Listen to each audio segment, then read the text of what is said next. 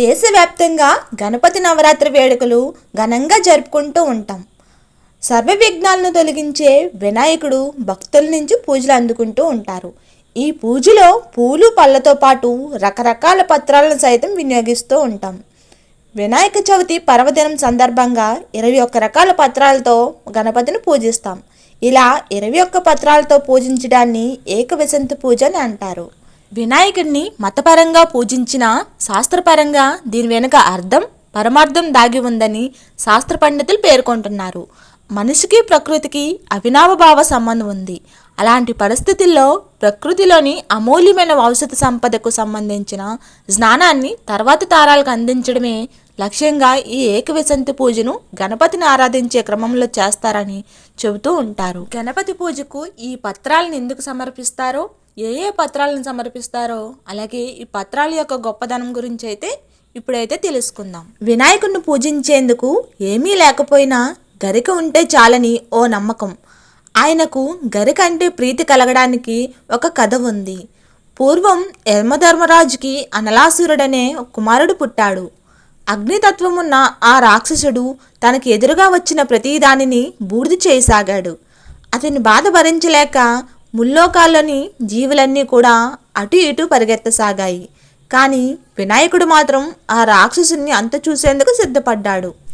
పూర్వం తన తండ్రి అయిన శివుడు గరళాన్ని మింగిన విధంగా వినాయకుడు కూడా ఆ అనలాసురుని అమాంతంగా మింగేశాడు.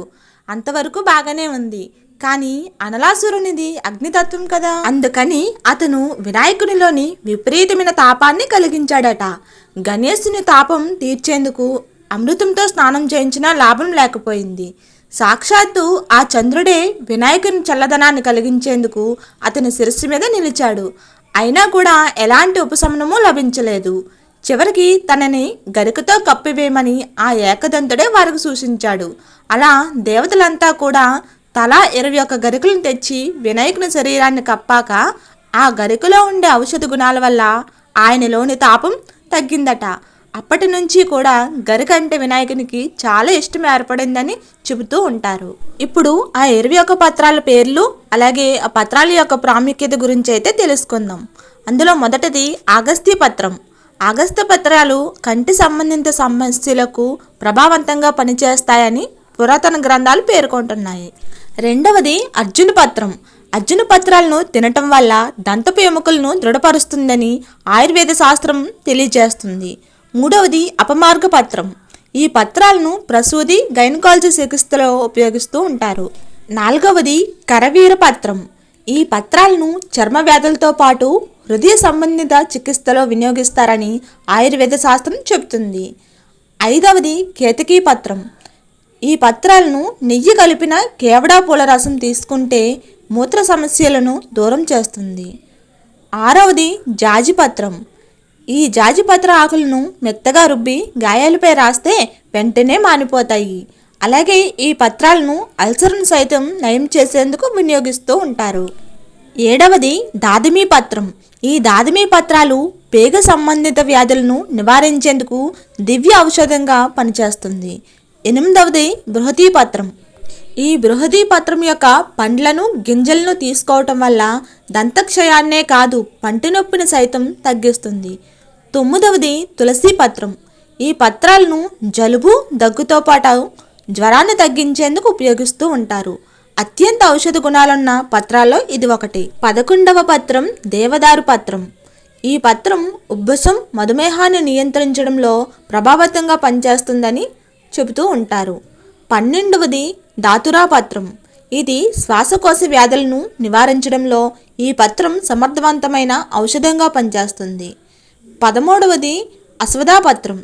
యుక్త వయసులో వచ్చే మొటిమలను నయం చేయడంలో ఈ అశ్వథ ఆకులు బాగా పనిచేస్తాయి. 14 బిల్వపత్రం. ప్రేగ సంబంధిత వ్యాధులకు నయం చేసే అద్భుతమైన ఔషధంగా ఈ పత్రం పనిచేస్తుంది. 15 బదిరీ పత్రం. ఈ పత్రాలను పచ్చడిగా చేసుకొని అన్నంతో కలిపి తీసుకుంటే ఊబకాయం త్వరితగిన తగ్గిపోతుంది. 16 మరువక పత్రం. ఇది సుగంధ ఆకులకు ప్రసిద్ధి చెందింది. 17 సంధ్య పుష్పిన్ పత్రం. ఇది ప్రధానంగా నోటి వ్యాధులకు ఉపయోగించే మొక్క. 18 భృంగరాజ పత్రం. భృంగరాజ పత్రం జుట్టు రంగుతో పాటు జుట్టు పెరుగుదలకు సైతం ఉపయోగపడుతుంది. 19 అర్కపత్రం. ఇది శరీరంలోని వివిధ గ్రంథులను ఉత్తేజపరచడంతో పాటు వాటి పనితీరును మెరుగుపరచడానికి ఈ పత్రాల్ని వినియోగిస్తూ ఉంటారు. 20వ పత్రం విష్ణుక్రాంత పత్రం. ఇది మనస్సును మెరుగుపరిచే సాధనంగా ప్రసిద్ధి చెందింది. 21వ పత్రం సమీపత్రం. సమీ అంటే సమయాది రోగానితి అంటే రోగాలను తగ్గించేదని అర్థం. ఇలా వినాయకుని పూజలో వాడే 21 పత్రాలు కూడా 21 ఔషధ గణాలను కలిగి ఉన్నాయి. ఇటువంటి మరెన్నో విషయాల కోసం మా ఛానల్ని లైక్ చేసి సబ్స్క్రైబ్ చేయండి. Thank you.